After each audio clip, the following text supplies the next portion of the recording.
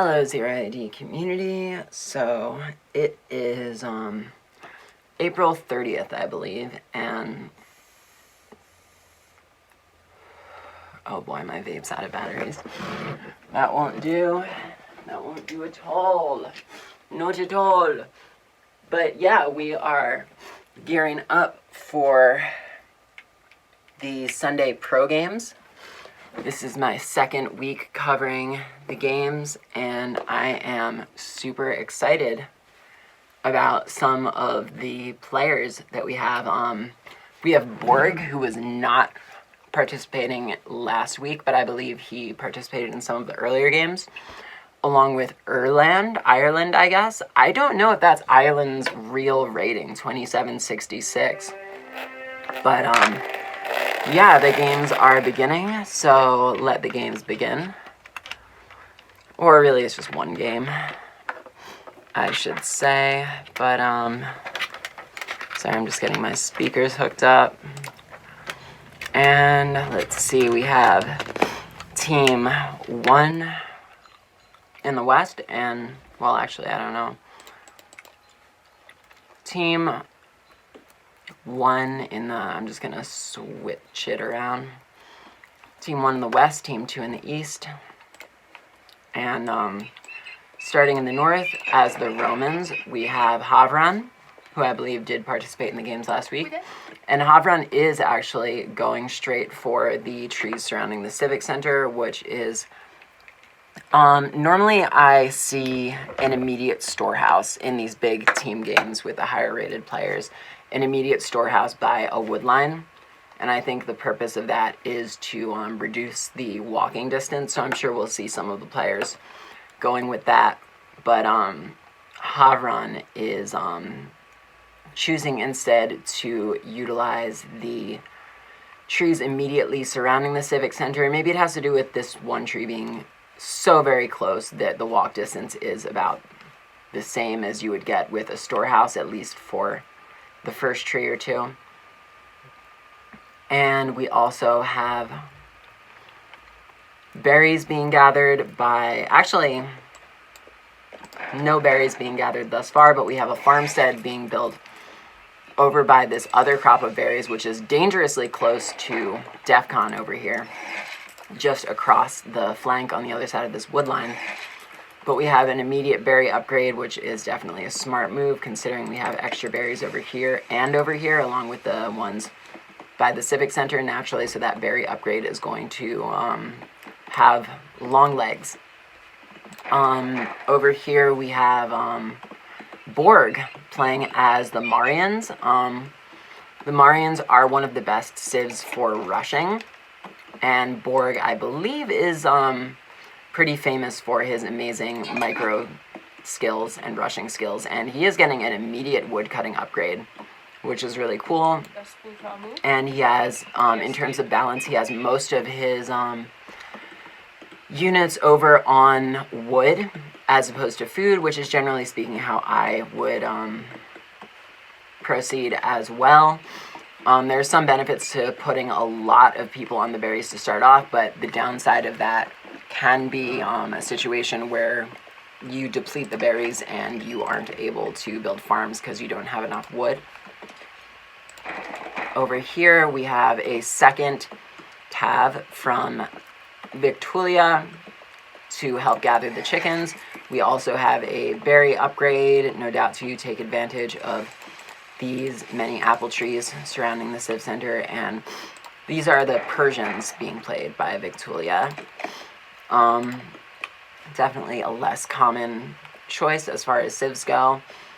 In the southwest, we have the first house going up, or a second house from weirdJokes.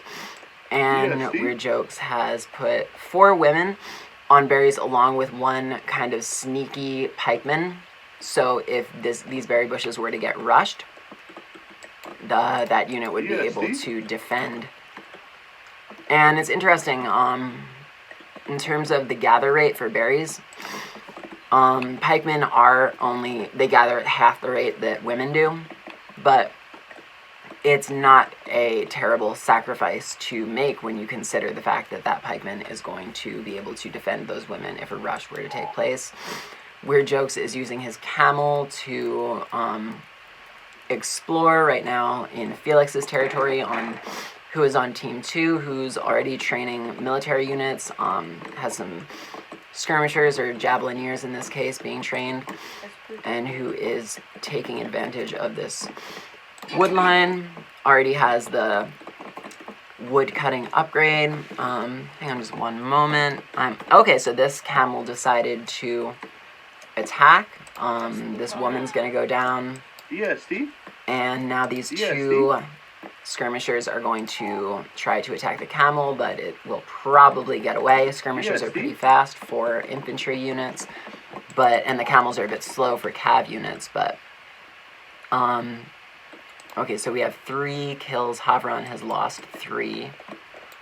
But we don't know exactly what happened there.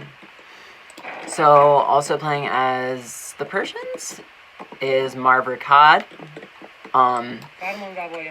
who has a pretty large group of cavalry, more than anyone else in the game. And they are currently hunting, but I'm sure we're going to see some rushes from Marre after they're able to build up their number of cav, if they proceed with doing that after these 9 women come out. Yeah, the benefit of having a group of cav hunting is you can really shoot your food up really early in the game, and you can do things like train very large groups of women who can go to the wood lines while the cav take care of your food intake for the beginning of the game. In the east over here we have playing as the Ptolemies, we have Ireland with a incredible rating. This might be the highest rated player in the game, to be completely honest. I've never actually seen a player with that high of a rating. It's incredible. But yeah, you know what? I'm going to do this so we can easily see if one team has units on the other side. Right now the closest thing we see to that is these 3 cav, kind of venturing towards the middle of the flank, but I believe they're only hunting at the moment. Okay, so now we have a group of 3 cav with 4 skirmishers venturing towards Havran's territory, no doubt preparing for a rush. And yeah, they're going to, okay, so 5 skirmishers here, but they should, okay, so very interesting. Havran was able to pretty much come out on top in this, okay, no, I'm wrong. Havran has lost way more units, but yeah, in terms of this rush, I would say Havran is actually doing a pretty good job defending. He has cav and skirmishers chasing the cav and skirmishers from DEFCON out of his territory. And now Havran has turned things around and is on the offensive, chasing these units all the way back to DEFCON's Civic Center. And now, interestingly, circling around and heading east rather than back to his own territory. Not sure if it's just a scouting move. Probably, yeah, because there's not much that a single skirmisher and a single cav can really do. We also have these 3 cav from Borg, who it seems like they've gotten 2 kills, and Borg has managed to not lose any units. And he's meeting them up with this elephant over here where they're going to hunt this red deer. And okay, so now we have a large group of cav from Marre-Vrickad who are heading west. Are they going to be hunting? These are, what kind of cav? Marre-Vrickad is playing as the Persian, so I think they're just regular skirmisher cav. Yeah, javelinier cav. And it looks like they might be headed toward Vicktualia's base to attempt a rush. Or no, they made a left turn and they might be headed to weirdJokes base. weirdJokes, I think, is on the flank as they were in the last game. Kind of in the same spot, if I'm remembering correctly. So, yeah, these cav are kind of just chilling here at the moment. Okay, so huge movement from weirdJokes' cav. 15 of them headed straight into Felix's territory and just going straight for the farms, trying to take as many women out as they can. Felix is definitely playing it smart and only put the cav who are in the direct line of fire into the civic center, keeping these women farming while protecting the other ones. And weirdJokes has temporarily retreated. He's supplementing his troops with one more cav. So far, weirdJokes has 9 kills, which is very impressive. Defcon actually has 10 kills. So yeah, they're kind of evening each other out across the teams. But between Havran and Borg, they have 9 kills, but then again, Havran has lost 10. So I would say things are pretty even at the moment. Yeah, and there's a bit of a lull in the action. This huge, massive cav from weirdJokes. Oh, okay, I didn't see these cav from Marre-Vrickad, but weirdJokes has found them and is pretty much taking them all out. So we're going to see Marre-Vrickad's number of cav jump all the way down to 0.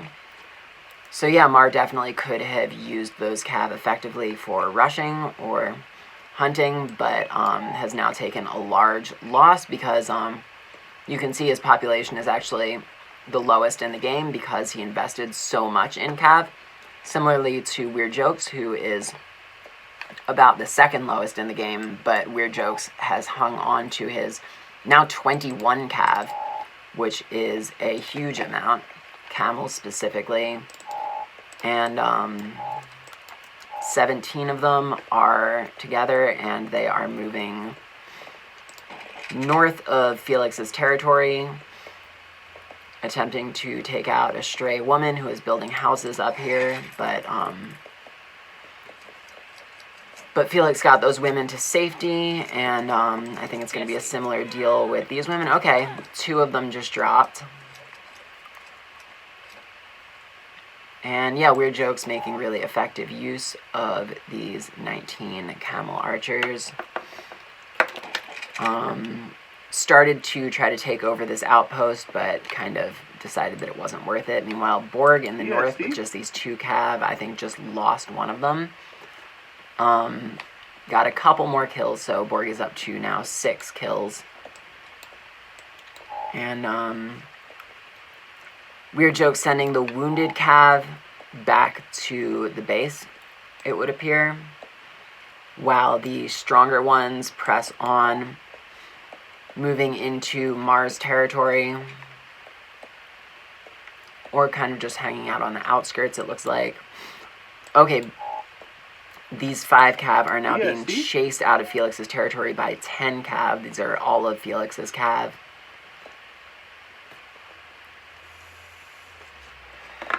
And they are headed back into the safety of weirdJokes' base. And Felix's cav decided it wasn't worth it to pursue them. But yeah, we have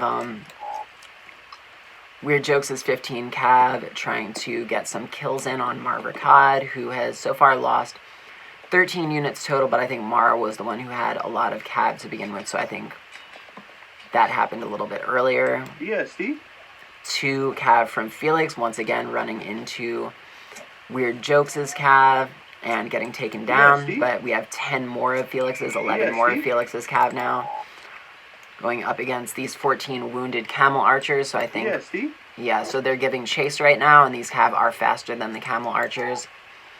Let's see, it's 14 versus 11. Yeah, it would be better for weirdJokes not to try and take this engagement because how wounded the camels are, these skirmisher cav would definitely come out on top. weirdJokes attempting to kind of scatter his camels in opposite directions because the cav are faster than the camels, so if it were just a single large group running away, it would be pretty easy for Felix to just continue chasing them. Yeah, these 3 are pretty much doomed, I would say.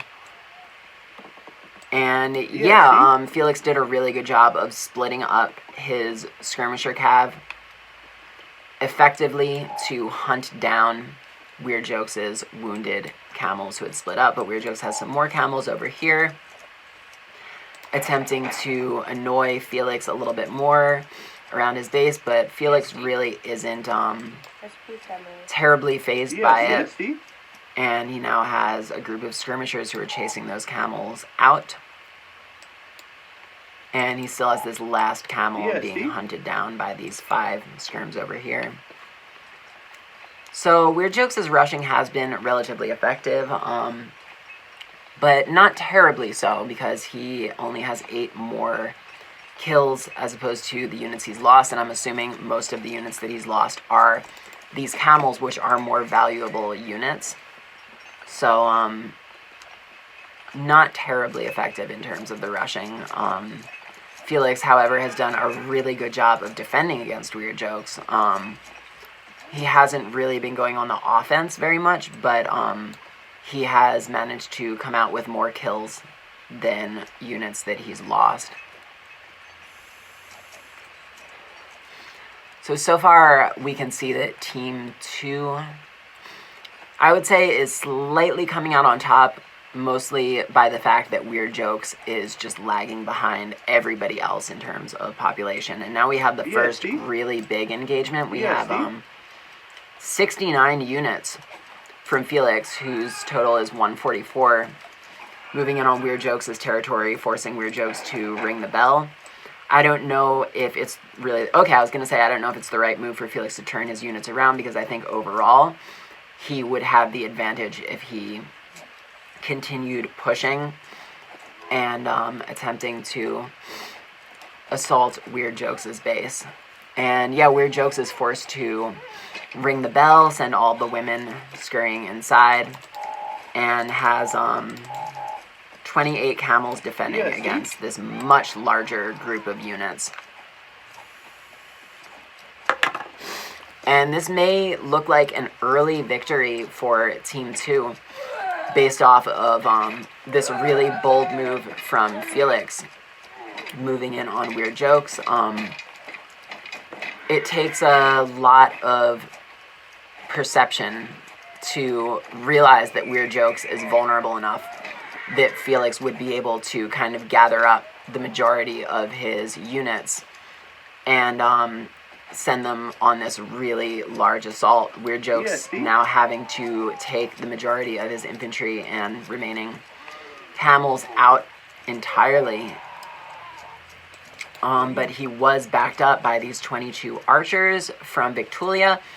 I almost would estimate that Felix did not need to turn tail and run in that scenario. I think 39 versus 37. Well, maybe it was the right move, actually, because if you just count up the number of units and look at how low the health is on Felix's units, I think Felix might have done the right thing by getting out of there instead of trying to take on both weirdJokes and Vicktualia simultaneously. So Vicktualia is the first player to have crossed over the 200 pop threshold, and weirdJokes is now he trained a bunch more camels, and he's now chasing these really slow moving units. A lot of them are spearmen I should say.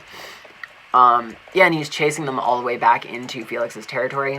And if you now look, Felix has lost a lot more units than he's killed, whereas weirdJokes' kill death is still very favorable. So overall, was it a smart move? I mean, it's arguable, because weirdJokes, his population did take a pretty big hit, but the disparity between their populations is still about the same as it was before the attack began. And now Felix, you could say, is almost on the back foot with this very large group of 31 camels with almost full health moving into Felix's territory and going for this relatively vulnerable wood line right here.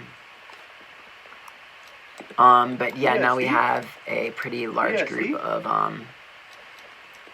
No, a lot. Okay, let's see. Yeah, see? 20 units. So yeah, now they're kind of sandwiching weirdJokes as camels, but I'd say weirdJokes is fighting back pretty effectively as long as he doesn't let the as long as he doesn't let the spearmen catch up to the camels. I feel like he should get out of this pretty unscathed. Let's see, he still has 25. So they took a lot of damage. Now let's see if Felix turns this into another full-on affront into weirdJokes' territory. No, Felix decided to turn around. Possibly to use these units to begin gathering resources again. Now weirdJokes has a group of 22 camels. He took out the most injured ones, it looks like. And now he's just throwing them all into the pot, including the injured ones.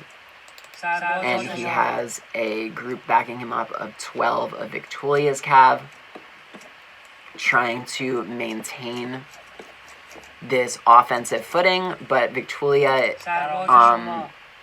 I feel like it would be a good idea for Vicktualia to take these 12 cav who are already in that region and just join them up with weirdJokes as camels so that they can really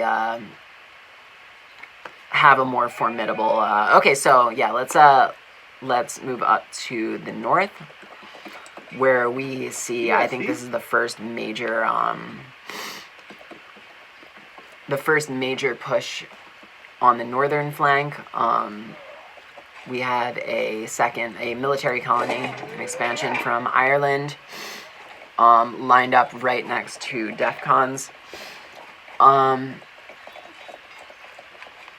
area of the flank, and yeah, let's see, where are they going? Yeah, see? Because DEFCON is pushing, for sure, so that's a really decisive move. DEFCON has captured this defense tower, which is going to be a huge benefit for Team 2 as they try to push into Havran's territory. Do we see any of Borg's troops joining the fight? No, so we just see a large group of Havran's troops. But Havran's population is not terribly high. And yeah, we have a double assault from both Ireland and DEFCON moving right in, and they might get this defense tower. Yeah, they got it. So, yeah, both towers are now in the possession of DEFCON, basically making the entire east side of Havran's territory a no man's land. And we finally see Borg sending a huge group of swordsmen, archers, and pikemen in to help defend against the assault from Ireland and DEFCON.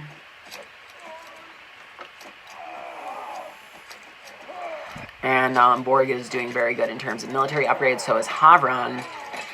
DEFCON and Ireland also even better in terms of military upgrades. So this is going to be extremely hard to defend. We have DEFCON fighting off Havran in the north, whereas Borg is attempting to repel Ireland in the south and prevent him from helping with this takeover. And it looks like Borg just had such a huge concentration of troops. He is, I guess, not quite coming out on top against Ireland. It seems pretty evenly matched. However, it looks like things are starting to swing in the direction of Borg. And Havran, it looks like, is actually doing a really good job of repelling DEFCON in the north. However, DEFCON's population is 170, whereas Havran is down to 130. Borg 168, Ireland only 106. So Borg did an excellent job. I think troop balance was really the deciding factor in the battle between Borg and Ireland, because Ireland had much better upgrades. But, yeah, I think Borg just had maybe a slightly higher number of troops. And he also had a really incredible balance of, what do you call it? Infantry, or sorry, melee units versus the majority of his units were archers. So, yeah. Yeah, that could have been a very early decisive victory from Team 2. But, okay, so now we have Rams from Ireland. Coming from, let's see, this arsenal isn't even built yet, but I guess there's another one. And, yeah, the Rams pretty much turned around right away after taking out a single house because Ireland does not really have the infantry at this time to, yeah, to contend with those, or to back them up. But yeah, that tower problem was taken care of by Havran, but there's still this one in Defcon's possession. And now, yeah, while Borg is helping to build up this fortress that Havran laid the foundations for right at the beginning of that engagement. Now, down in the south, let's see, Team 1 has gone on the offensive, so it's kind of the opposite of what was happening up north. And, yeah, I think Felix is, with the help of Marre, doing a really good job of defending. They both have close to 200 pop, whereas weirdJokes and Vicktualia, weirdJokes is down to about 120. weirdJokes' pop has been kind of suffering for this entire game because of the early rushing with the camels that turned out to be a little bit disastrous. But yeah, Vicktualia and weirdJokes, let's see. weirdJokes, no military upgrades, so very dangerous situation, and that reflects in terms of his population. Vicktualia around 200, very few military upgrades, so I think this push into Felix's territory may have been just a tad bit premature, considering how outclassed those players are by the players who they were actually attempting to invade. And now things seem to be swinging back in the other direction, as one would predict. Vicktualia down to 150 pop, weirdJokes down to 120, with Felix and Marre pretty much maxed out.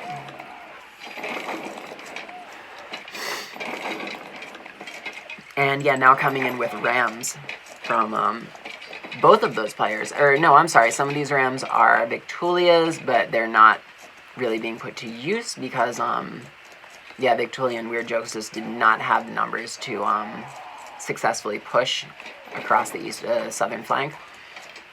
And yeah, so now we have a pretty large number of Rams, two Rams, moving into weirdJokes' territory, and weirdJokes doing his best to defend, whereas Vicktualia is, well, doing the same, backing him up. And, yeah, so now we see Felix and Marre are in weirdJokes' territory.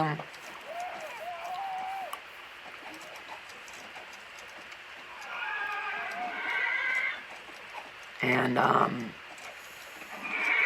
the game definitely seems to be swinging in Team 2's direction, for sure. weirdJokes being the weak link on Team 1, and Vicktualia in their attempts to support weirdJokes, also now weakened very severely down to 130 pop, now actually underneath weirdJokes' population.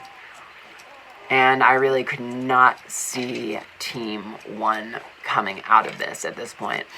We now have a second attempt to push into Havran's territory in the north, and I don't know if Havran is going to be able to withstand a second assault.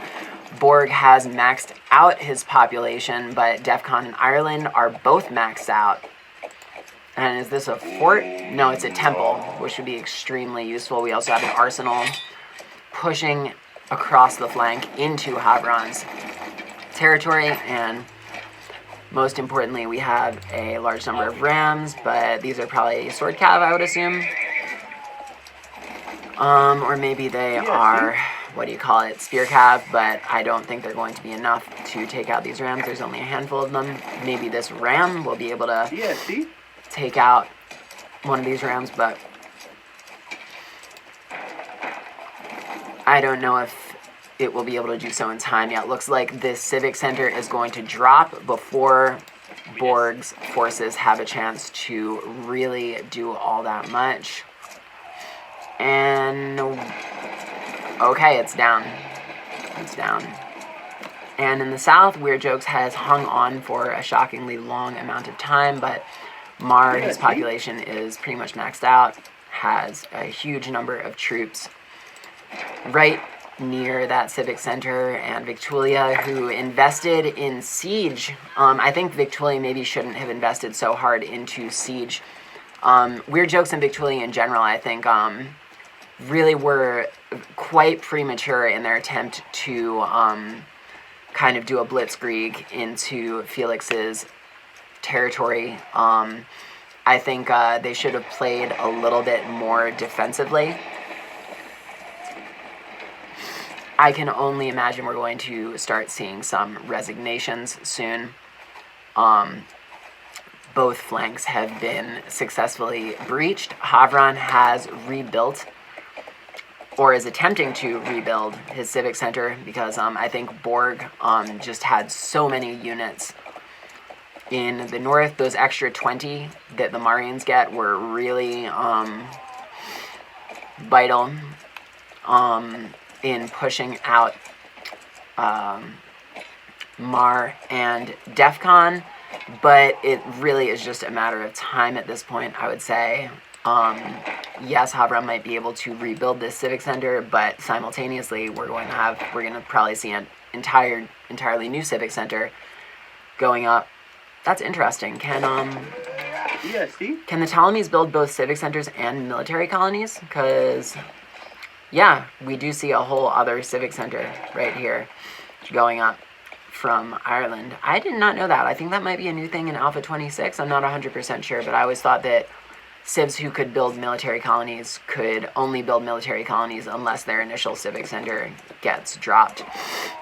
But yeah, an attempt to surround Havran with this civic center, which is going to really just take over so much territory. Yeah, once again, I really don't see a way out of this for Team 1. I think they're kind of hanging on by a bare thread, and we're probably going to see some resignations happening very soon, especially because we now have Marre with a huge army, almost all the military upgrades, pushing into Vicktualia's territory, Vicktualia only having 130. weirdJokes also hanging on by just a thread.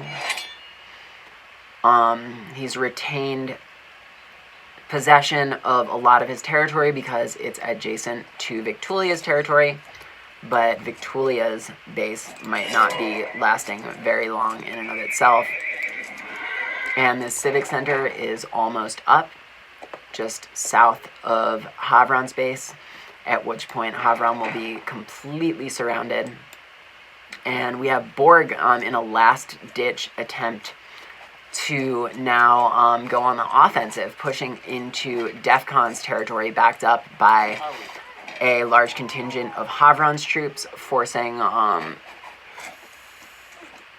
Defcon to switch to a defensive footing. But here we go. Now we have so many troops from Ireland moving north to help fight off Borg's troops, and I would expect that they do so successfully. These are actually mostly Havran's troops, it looks like. That's about a mix of both, I would say. Havran and Borg actually doing an incredible job despite the circumstances. Yeah, they're both really good in terms of military upgrades. And yeah, we're actually seeing a pretty strong offensive into DEF CON's territory. We have Siege. Are these Team 1 Siege? Yeah, these are 2 Rams from Borg, actually. So this is a, you know, a valid offense, siege and everything. But once again, I think it's only a matter of time before we see Team 2 circle all the way around into Borg's territory after they take out Vicktualia's base. And yeah, okay, speak of the devil, we have a bunch of cav from Felix cutting Borg off at the knees, shutting down his food eco. And, you know, Borg has done a good job of keeping his food and wood very much in sync. So he's only going to be able to reinforce for so long with this 2.7k food if Felix kind of continues marauding around his farming infrastructure, stopping him from... And there we go. Borg resign, and whoever this was followed closely behind. And that was a super interesting game. And yeah, let's check out the summary.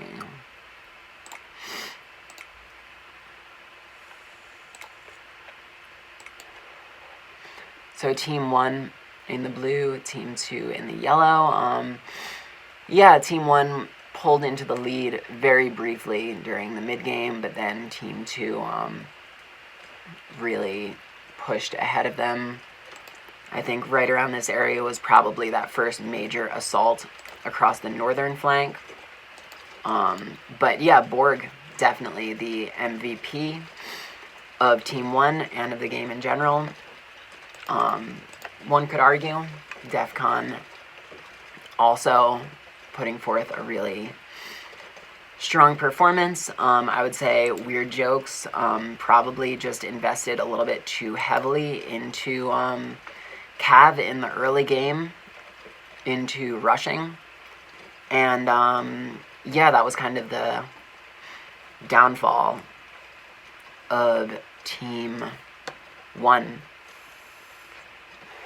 Yeah, thank you guys so much for tuning in. That was a really fun game to watch. And yeah, I will see you guys in the next one. Hopefully next week I will be able to, it'll be later this week when you guys are actually watching this. But yeah, hopefully I'll be able to possibly live stream the next Sunday team games. But yeah, thanks again.